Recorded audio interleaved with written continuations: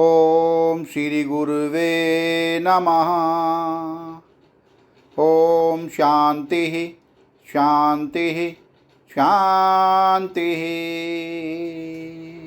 प्रणाम भगवान पक्षपात रहित अनुभव प्रकाश श्री स्वामी विशुद्धानंद जी प्रसिद्ध काली कमली वाले बाबा जी द्वारा विरचित बड़ा ही विशुद्ध ग्रंथ और ग्रंथ से सर्ग नंबर 4 से सत्संग प्रारंभ करते हैं। भगवान पराशर ने कहा, हे मैत्रेय, तू भी ऐसे मत जान कि संग संतों का मुझको हमेशा बना रहेगा। जो काल संतों के संग में व्यतीत होता है सोई दुर्लभ जान। मैत्रेय ने कहा, तुम्हारे उपदेश से मोम के समान गल गया हूँ। जानता था कि मैं ब्राह्मण हूँ, अब कितना ही ढूंढता हूँ पर ब्राह्मणत्व नहीं पाता, और यह भी नहीं जानता कि मैं कौन हूँ। इससे इस शरीर को जलाए कर नाश करता हूँ। सर्व कर्तव्य से छूटूंगा और स्वस्वरूप को प्राप्त होऊंगा। पराशर ने कहा, हे मैत्रेय, संसार के होते ही तू चैतन्य आकाश घट होते ही घट की क्रिया से स्वतः ही रहित है। ताते शरीर के होते ही आत्मा अनात्मा के विचार रूपी अग्निकर सहित शरीर के कर्तव्यों को जला, जो कर्तव्य से छूटे अन्यथा नहीं। एक व्याख्यान लेते हैं भगवान। अत ज्ञान की साधना व्याख्या। पराशर ने कहा, मैत्रेय, सर्व जीवों के अंतःकरण में मल, विक्षेप, आवरण 3 दोष रहते हैं। मल नाम पाप का है, विक्षेप नाम चित्त की चंचलता का है, और आवरण नाम अपने स्वरूप को न जानने का है। इन 3 दोषों के दूर करने वास्ते ही उपाय हिंदू, मुस्लिम, अंग्रेज, फारसी आदिकों के सर्व शास्त्रों विषय लिखे हैं। मल दोष के दूर करने वास्ते सर्व शास्त्रों में सत्संभाषण आदि वाक्य आदि इंद्रियों का कर्तव्य रूप कर्म कांड लिखा है।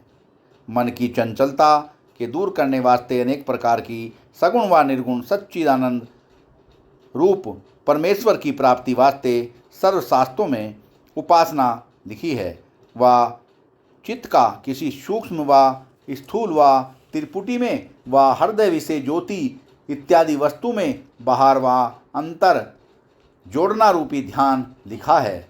अज्ञान आवरण की निवृत्ति वास्ते सर्व शास्त्रों विषय ज्ञान कांड भी लिखा है। जिस अंतःकरण के पूर्व जन्म के प्रयत्न से व इस जन्म के प्रयत्न से पूर्वोक्त दोष नहीं, तिस पर शास्त्र का उपदेश भी नहीं। जिसमें मल विक्षेप 2 दोष नहीं, केवल अपने स्वरूप का न जानना रूपी आवरण ही दोष है, तिसको केवल ज्ञान कांड का ही अधिकार है। यज्ञ, दान, तीर्थ, व्रत, जप, तप, होम, तड़ाग आदि बनाने तथा संध्या तर्पण आदि यावत मात्र शारीरिक शुभ क्रिया है, सो सर्व कर्म कांड कोटि में है। ध्यान योग आदि यावत मात्र मानसी क्रिया है, सो उपासना कांड कोटि में है। केवल आत्मा को ब्रह्म रूप कथन करने वाले शास्त्र ज्ञान कांड है। वाह भगवान वाह। केवल आत्मा को ब्रह्म रूप करने वाले शास्त्र ज्ञान कांड है। तो किस तरह से बता दिया भगवान कि टोटल वेदों में एक तरह से 1 लाख मंत्र हैं, जिनमें से 80% जो हैं वो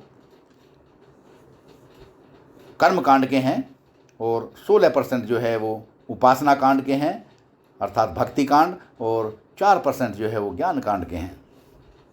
हे मैत्रेय, अनेक प्रकार के शास्त्रों में वाक्य लिखे हैं। किसी जगह में ज्ञान कांड पहले लिखा है, कर्म उपासना पीछे लिखी है, और किसी जगह में उपासना पहले लिखी है, कर्म ज्ञान पीछे लिखे हैं।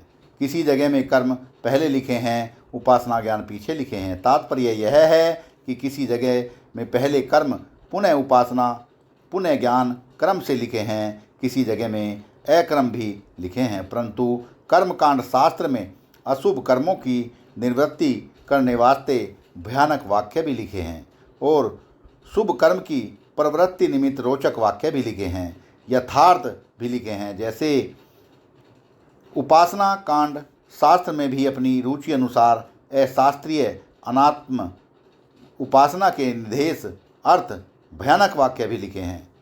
शास्त्रोक्त उपासना की प्रवृत्ति के अर्थ श्लाघनीय रोचक वाक्य भी लिखे हैं और यथार्थ वाक्य भी लिखे हैं।